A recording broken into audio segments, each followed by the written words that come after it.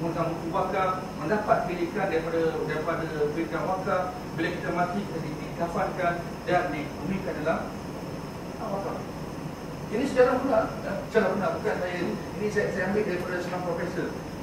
Nanti saya cek ini ada diskusi very popular profesor dalam bidang wakaf.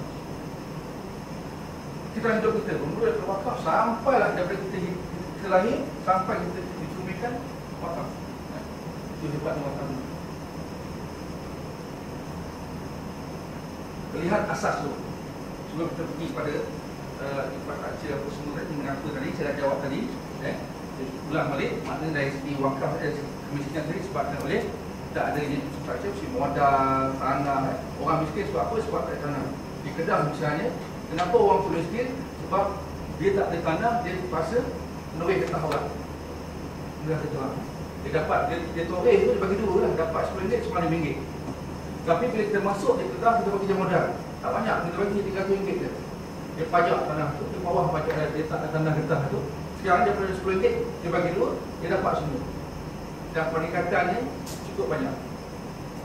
Dan satu kes di Selangor, kita jumpa sama juga orang miskin, tak ada duit, tak ada modal, tapi dia ada skill. Dia buat batu blok kan? Blok, batu kan? Dan bila kita bagi dia modal, dia buat RM5 dia bagi modal. Dan sekarang ni dia ada dua kan, satu kereta. Why? Sebab dia ada skill. Kenapa dia tak ada? Tak ada modal. Itu sahaja dia tak ada. Dan of course tak diberikan, memang tak ada. Tapi sekolah ni sikit, ada perintah dah amal lagi lah ya.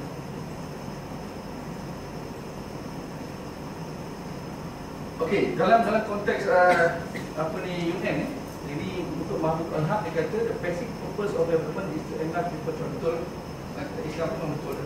Dan ini baru dijumpa tahun 2005 ke. Islam dah cakap tahun 400 tahun lalu dah. Dah lama dah kita bercakap dah. Tapi dalam UN tahun 2005 baru dia sedar. Dia kata the basic purpose of development is to enlarge people choices, greater access to knowledge, saya sebut tadi, better nutrition and health services. 3 benda saja.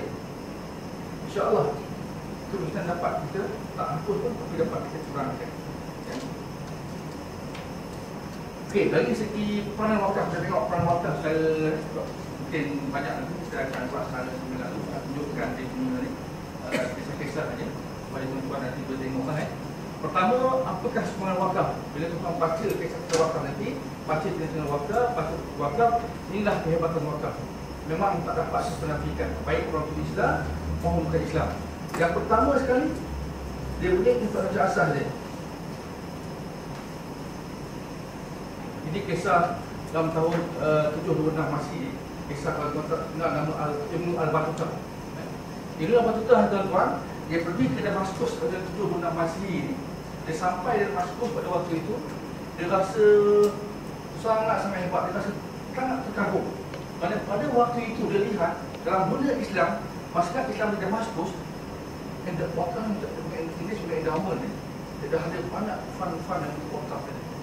Jadi kata wakaf untuk orang miskin, wakaf untuk wanita yang tak mampu nak hantar mas kahwin, ada wakaf dia, wakaf untuk membebaskan orang miskin, wakaf untuk nak membantu jalan dan sebagainya. Macam-macam wakaf ada.